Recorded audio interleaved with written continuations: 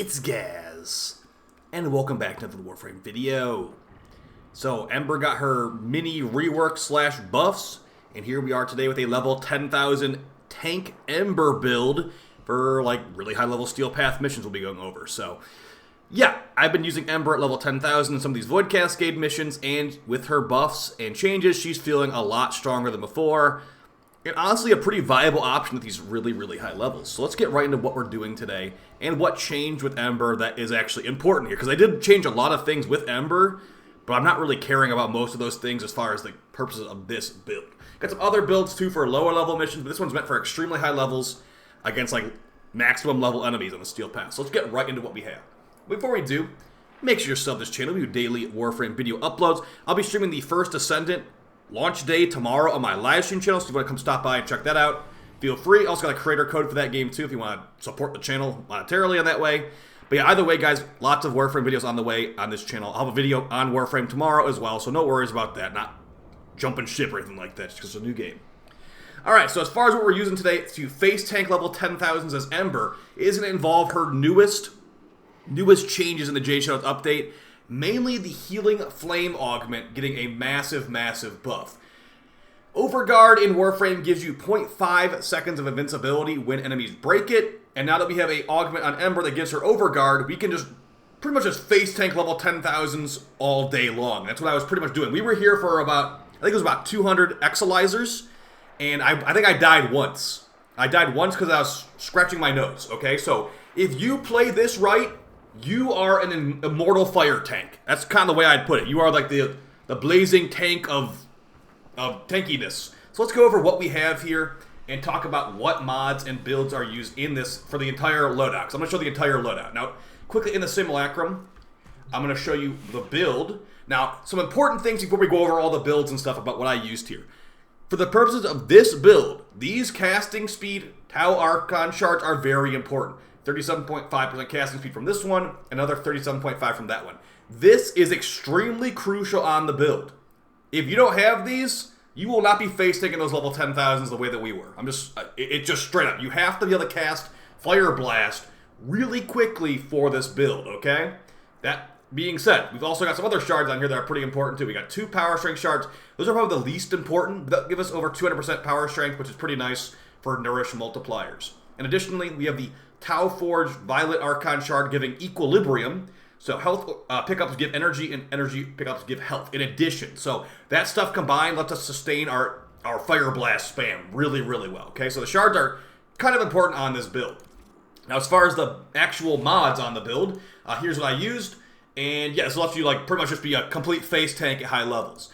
Now, we've got the 4th ability of Ember, Helminth Off for Nourish. Why is that? Because it gives us Viral on weapons. We're modding for Corrosive, so we're going to have Corrosive, Viral, and Heat.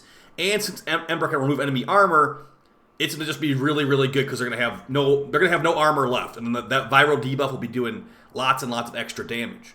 Additionally, the main ability we use, actually the main 2 abilities we use are going to be, so Fire Blast is the most important ability on here. The Healing Flame Augment was the one that got buffed. Fire Blast Augment, each enemy hit heals you by 25 to 50 depending on your current fire level. With Ember, Overhealing grants you Overguard. That's what we're doing here. That's literally what we're doing here. And since the Fire Blast wave travels out, it will hit enemies as they enter the ring, so you can get Overguard like multiple times per cast. It's really, really strong. But as far as the rest of the stuff, we're just making it where we can have kind of comfortable duration. I mean, we don't have a ton of duration, but 31 seconds on Nourish. We've got a good amount of power strength here. Now, power strength is not going to affect too much how much armor strip you get. The main thing that affects how much armor strip you get from Fire Blast is going to be Immolation. But, I mean, honestly, Immolation is not even worth casting on this build because we're going to be double casting Fire Blast to remove all enemy armor anyway. Getting the fire meter all the way stacked up for this is just way too annoying. We're not casting Fireball. We're not really casting this. I had to activate in the video, in the footage, but really it wasn't needed. You could just do Fire Blast and Nourish, and that's all you really need for this setup. But as far as the rest of the stuff, Brief Respite and Augur Secrets to give us some Shield Gate. Since the Overguard Gate breaking, it's 0.5 seconds of invincibility. Shield Gate will be a lot longer than that. Actually, with Catalytic, it's double the duration, about 1.3 seconds. So we got 0.5 from Overguard, and we got 1.3 from Shield Gate. That's pretty important, at least to me. And then we got rolling guard just in case everything is going wrong. Like we're currently slash proc, fire proc, and like puncture proc or whatever. We need to just get that proc off of us. Overguard technically means you're not going to need prime sure-footed, but keep in mind that with this overguard, it's breaking and being reapplied so many times that you will be getting knocked over if you don't have this, even with all the overguard spam we got going on today. As far as the rest of the build, though, catalyzing shields will get us better shield gate. If we take this off, we have a lot of shields. Now, technically, you probably could take it off, but we go from 1.33 with catalyzing, we can get 93 shields, to 1.5 and 465 shields. The shield gate's pretty bad on Ember, so I'd recommend catalyzing shields. And then the rest of the stuff is just going to be, convenient stuff. We got multi-augmented for more power strength, gives us more energy multiplier on Nourish, and we got energized because if we don't have energy, we die. Like, literally, our entire build is around just spamming the third ability. That's why casting speed is so important. Now, as far as weapons, we had a corrosive heat Torid. I don't think I'm ever going to use a corrosive heat Torid at level 10,000 again, because, reminder, the Kuva Grenier actually resists this. Fire procs are resisted by Kuva Grenier, or fire damage in general, is negative damage to Grenier, Kuva Grenier specifically, and that's the ones that are on Void Cascade. So, I'd recommend Corrosive Cold for sure over this, or even Corrosive Blast over this. Corrosive Heat ain't the way to do it against Kuva Grenier.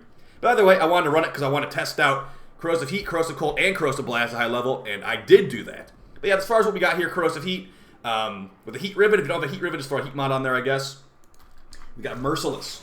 As far as the other weapons we use, I got the Atomos Incarnon with Paladin Virtue. Do I even have 700 energy? I don't even have 700 energy, so that one could have probably gotten switched out. Yeah, this probably would have been better, actually. Either way, I had this one equipped, Paladin Virtue. When you have over 700 maximum energy, you get increased critical damage. We only got 641 energy, so that shouldn't have been equipped.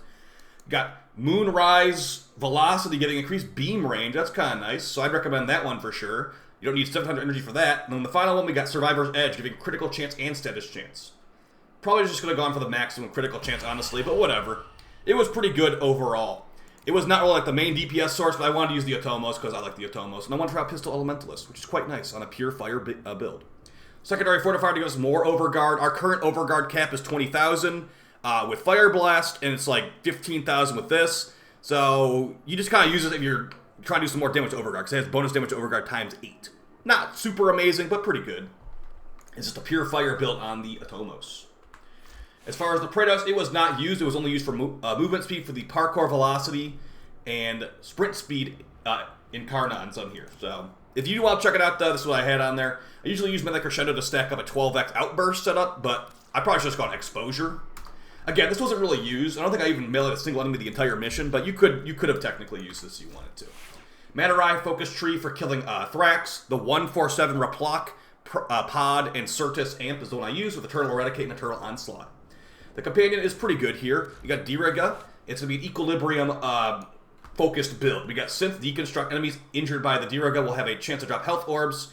Arc Coil will shock nearby enemies, making it so they are damaged by this, so they can drop more orbs, and so on and so forth. Just pretty good stuff here all around. Tenacious Bond for more crit damage multiplier on our frame, and our weapons on the frame.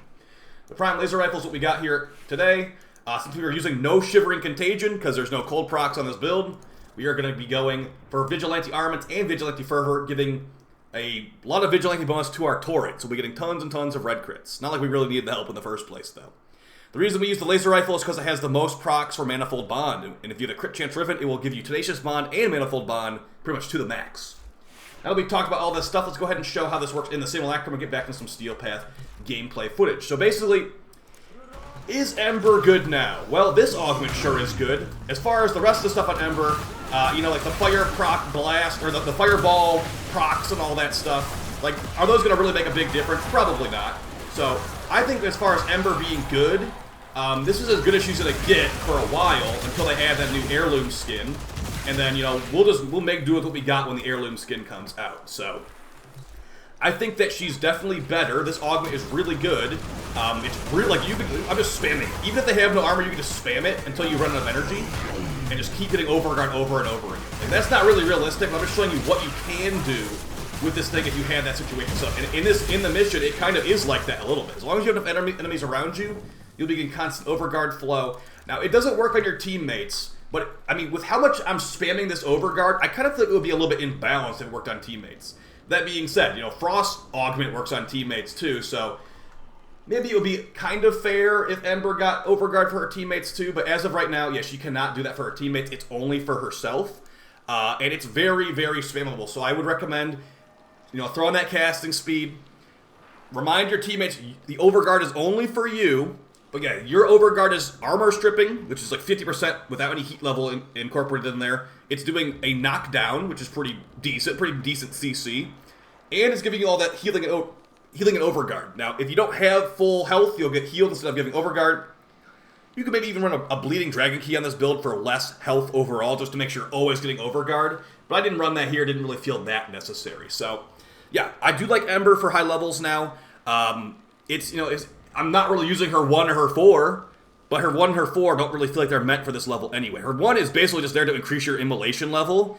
And since we're spamming Fire Blast so much, there is literally no way I can actually get my fire level to stay high for more than like a second.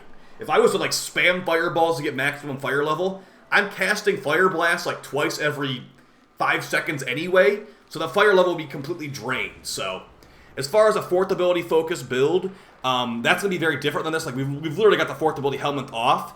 That's going to be probably involved in the exothermic augment, and some other stuff too. Like with this build, the energy economy feels pretty decent. I don't think I would take off Energize, even though, because again, if you have 0 energy on this build, you are literally just dead. Like this is entirely focused on having an energy pool and like spamming overguard. So hope this build is interesting to you guys a little bit. I think it's pretty fun. It's very, very durable and tanky feeling. You're armor stripping too while you're doing this, so you're not like, it's not like you're just getting overguard and doing nothing with it. Like for example, with Frost, like, you know, Frost 4th ability, it gives overguard to its teammates with the augment, but the Frost 4th ability has a really, really long cast animation. So realistically, you can't really spam it. Like you cast it, it takes like 3 seconds or whatever it is, and then, you know, you got overguard and armor strip, and they're frozen. But with Ember, the cast time takes like half a second, if that. So we're spamming it constantly. We're constantly getting new armor strip in new areas of the map. I think it's pretty nice. I don't think it's better than Frost, but it's definitely nice. And honestly, after using this, I understand why the augment doesn't work on the helmet. It would be so ridiculously strong if the augment for overguard worked on the helmet, because you could just do the exact same thing I'm doing right now on any frame in the game, because they don't. If you're okay with double cast for full armor strip, this would literally work on every frame in the game. So I understand now why it doesn't work on other characters, because it would just be kind of crazy. Like, we feel so tanky right now. There's constant overguard coming in. The overguard amount doesn't really matter because we're mainly caring about the overguard gating, like the 0.5 seconds. So, either way, guys, I enjoy Ember quite a bit. Hopefully you do as well, and enjoy this build going forward. So I'll see you guys in the next video. See you in the first Ascendant tomorrow. And yeah, appreciate all the support, guys. Take it easy. Peace.